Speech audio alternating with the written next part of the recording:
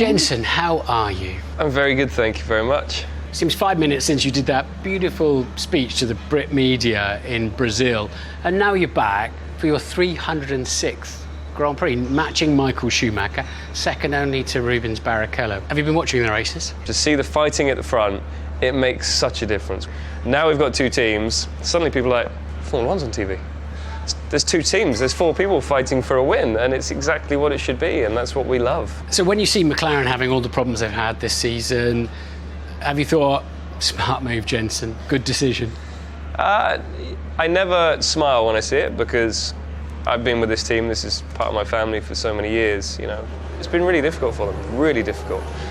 So to see the step forward in Barcelona was great, you know, to see Fernando put it P7. You know, we all say, Fernando, oh, what an amazing lap that was. It was an amazing lap, but you can only go as quick as the car will let you. So it bodes very well for this race. There is also some more upgrades from Barcelona to here. So, yeah, everything's looking okay. It's just whether I can drive still. And these wide cars are very different to anything I've ever driven before. They're more edgy. It's more difficult to extract the speed out of them. The high-speed corners, you know, you keep pushing, you keep pushing, you keep pushing, and then it lets go, which is what it was when we were racing in F1. Well, when I was racing, I don't know what it was like when you were racing, because I was in nappies.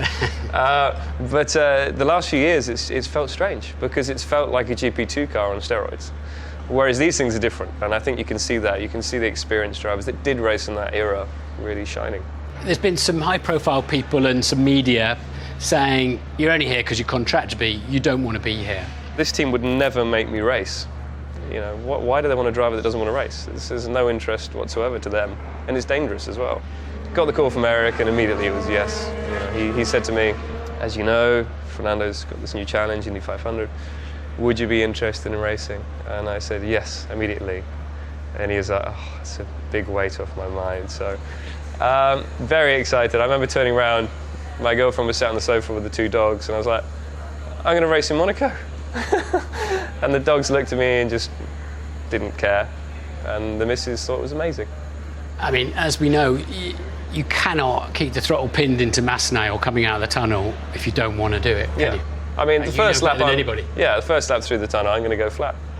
Really? Yeah. Through the kink? Yeah. Well, these things are supposed to have amazing amounts of grip, so just keep it nailed and the downforce does all the work.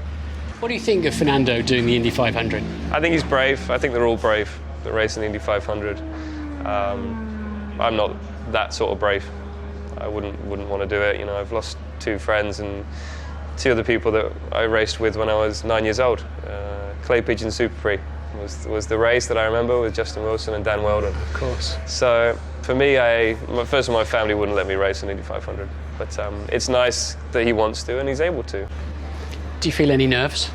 Yeah, I think if you didn't... That lovely, the butterfly feeling, or... But it's a good feeling. It's not, I don't want to do this, you know. Tomorrow morning I'll wake up and I'll feel nervous, but I think that's only right. If I didn't, something's wrong, and I don't care. You know, if I didn't have butterflies, I wouldn't care, and that's dangerous. So I'm nervous and excited and can't wait to really test the new era of Formula 1.